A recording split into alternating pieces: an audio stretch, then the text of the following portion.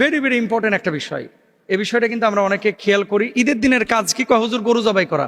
কাজ কি? গোশত খাওয়া। কাজ কি? সেমাই খাওয়া।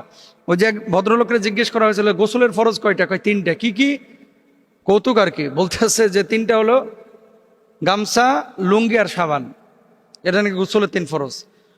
এই ঈদ বলতে মানুষ বুঝে যে ঈদ মানে আনন্দ, ভালো মন্দ খাইতে হবে, ঘুরতে হবে, ফিরতে হবে, বাস।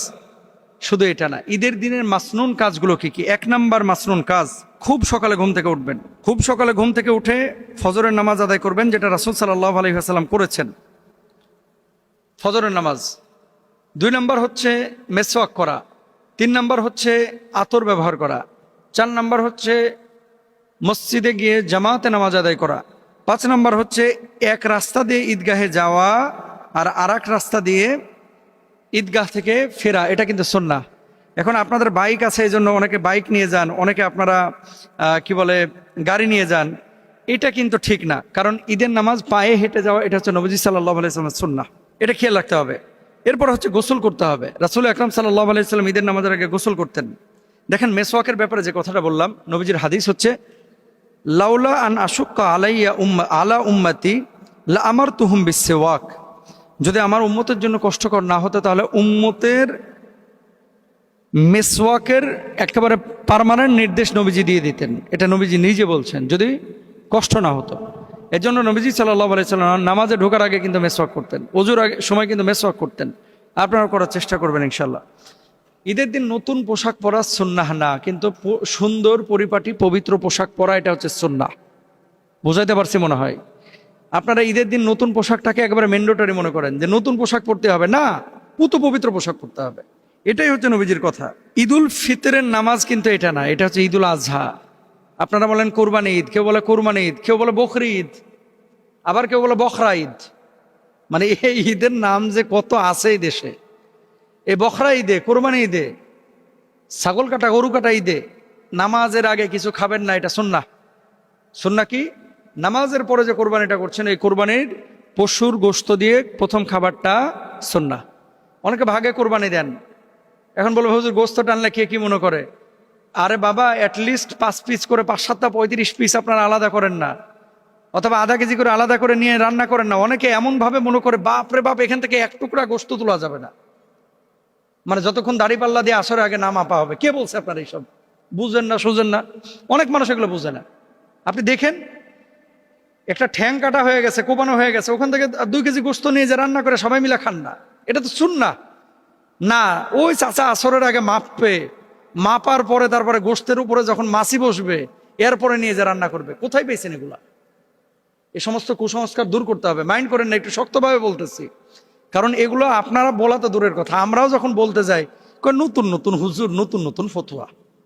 আমার বাপ দাদা এগুলো করে আসছে সারা জীবন, বাপ দাদা সারা জীবন এগুলো করে আসছে, এর লেগে আমাদের কথার বেল নাই।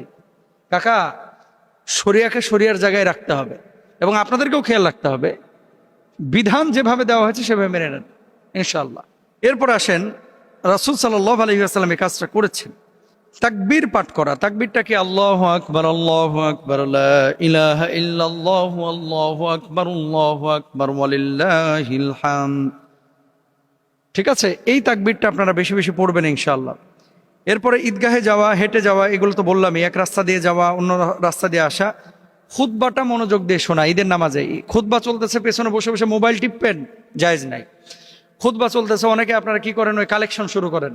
ইমাম খুতবা দিচ্ছে আর আপনি টুপি নিয়ে হাজির, টুপি নিয়ে কালেকশন দেন, ইমামের জন্য কিছু দেন, ঈদগাহের জন্য কিছু দেন। না, খুতবার সময় কোনো কালেকশন হবে না, দোয়ার আগে করবেন। এরপরে মুসলমানদের সাথে সাক্ষাৎ করবেন, আত্মীয় স্বজন যারা আছে, খালা ফুফু, এদের সাথে দেখা সাক্ষাৎ করবেন। হারাম কাজগুলো থেকে বাঁচতে হবে, গান বাজনা থেকে বাঁচবেন, বেপর্দা চলাফেরা, অশ্লীলতা, অপচয়। হুজুর সারা বছর কিচ্ছু খায় না, খালি ঈদের দিন ডলে।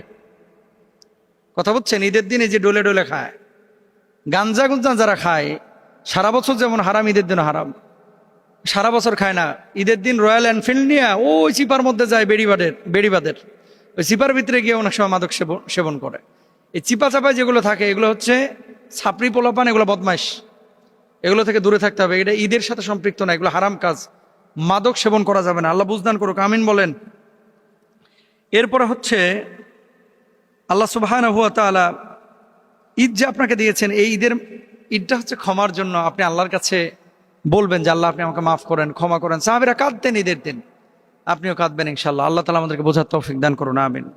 রাসূল আকরাম সাল্লাল্লাহু আলাইহি ওয়াসাল্লাম এই নামাজ, ঈদের নামাজ যে আমরা আদায় করেছি, অতিরিক্ত 6টা তাকবীর দিয়েছেন, আবার কোনো কোনো বর্ণনায় 12টা তাকবীরের কথা বলা হয়েছে। আপনি যখন ঈদগাহে গেলেন, ইমামের পিছনে দাঁড়াইলেন, আল্লাহু আকবার বলবে ইমাম নামাজ শুরুর সময়। ঈদের নামাজের পরে কিন্তু খুতবা, আর জুমার নামাজের আগে খুতবা। আল্লাহু আকবার তিনি বলতেছেন, আপনারা আল্লাহু আকবার বলে হাতটা তুলে হাত বেঁধে নেবেন সবাই। আল্লাহু আকবার ইমাম সাহেব বললো, আপনারাও বলবেন। এই যে হাত তুলে হাত বেঁধে নিলেন, এরপর ইমাম সাহেব আল্লাহু আকবার বলে হাত ছেড়ে দিবে, আবার আল্লাহু আকবার বলে হাত ছেড়ে দিবে, আপনারাও হাত ছেড়ে দেবেন। এরপর আল্লাহু আকবার বলে হাত বেঁধে নেবেন, ঠিক আছে? হাত বেঁধে নেওয়ার পরে সূরা ফাতিহা পড়বে, আপনারা শুনবেন, সূরা মিলাবে শুনবেন। রুকু হলো, সিজদা হলো, এরপরে আপনি দাঁড়ায় গেলেন। দাঁড়ায় যাওয়ার পরে ইমাম সাহেব প্রথমে সূরা কিরাত পড়লো, অন্যান্য নামাজের মতোই। সূরা কিরাত পড়ার পরে রুকুতে যাওয়ার আগে এবার অতিরিক্ত তাকবীরগুলো ইমাম সাহেব দেবেন। যেমন আল্লাহু আকবার বলে হাত তুলে হাত ছেড়ে দেবেন, আল্লাহু আকবার বলে হাত তুলে হাত ছেড়ে দেবেন, আল্লাহু আকবার বলে হাত তুলে হাত ছেড়ে দেবেন। এরপর আল্লাহু আকবার বলে আপনার রুকুতে চলে যাবেন। এটা গেল হচ্ছে তাকবীরের নিয়ম। এরপরে রুকু সেজদার পরে অন্যান্য নামাজের মতো আপনি নামাজ শেষ করলেন, অন্যান্য নামাজে যা পড়েন আপনি তাই পড়বেন। এবার আসেন মেয়েরা ঈদগাহে যাবে কিনা। উম্মে আতিয়া রাদিয়াল্লাহু তাআলা আনহা তিনি বলছেন, উমিরনা আন নুখরিজাল আওয়াতিকা ওয়াল হুইয়াদা ফিল আইদাইন, আমাদেরকে নির্দেশ দেওয়া হতো যেন আমরা যুবতী নারী এবং ঋতুবতী নারীদেরকেও ঈদের দিনে বের করি। ঋতুবতী নারীর বিধান, ঋতুবতী নারী মানে যারা হাইজ বা মেনস্ট্রুয়েশন আছেন তারা নামাজ পড়বে না, কিন্তু ঈদগাহে গিয়ে দোয়া এবং খুতবায় অংশ নেবে। এখন শরীয়তে এই যে আমাদের হানাফি স্কলাররা অনেকে বলেন যে ঈদগাহে মেয়েরা যাবেন না। আরব বিশ্বের মেয়েরা পরিবেশ পাচ্ছেন, তারা যাচ্ছেন। বাংলাদেশে যদি কোনো ঈদগাহে পরিবেশ থাকে আপনারা মেয়েদেরকে নিয়ে যাইতে পারেন, কিন্তু যদি ঈদগাহে পরিবেশ না থাকে, ফিতনার আশঙ্কা থাকে, তাহলে আপনারা সেখানে নেবেন না। এখন অনেকে বলেন যে মেয়েরা হাটে যাচ্ছে, মাঠে যাচ্ছে, ঘাটে যাচ্ছে, পথে যাচ্ছে, সব জায়গায় মেয়েরা যাচ্ছে, আর হুজুররা খালি মসজিদে আর ঈদগাহে মেয়েদেরকে আটকাচ্ছে। মেয়েদেরকে আটকায় নাই হুজুররা, বরং পরিবেশটা দিতে পারে না। বাংলাদেশে কয়টা মসজিদে মেয়েদের নামাজের জায়গা আছে বলেন? যদি থাকতো ঈদগাহে অবশ্যই মেয়েরা যাইতো। আপনারা যেখানে পরিবেশ পাবেন যাবেন ইনশাআল্লাহ, এটা জায়েজ আছে। আরেকটা বিষয় একজন বলছে, মানে সম্পর্ক বলে দিই যে ঈদের নামাজ যদি কেউ না পান তাহলে কি করবেন। কেউ যদি জামাত মিস করে ফেলে তাহলে অনেক আলেমের মতে সে একাকীও ঈদের নামাজ আদায় করতে পারবেন, কোনো সমস্যা নাই। ঈদ আমাদেরকে কি শেখায়? তাকওয়া শেখায়, আনন্দ শেখায়। ঈদ আমাদেরকে ক্ষমা শেখায়, ঈদ আমাদেরকে ভালোবাসা শেখায়, ঈদ আমাদেরকে গরিব অসহায়দের প্রতি মায়া মমতা শেখায়।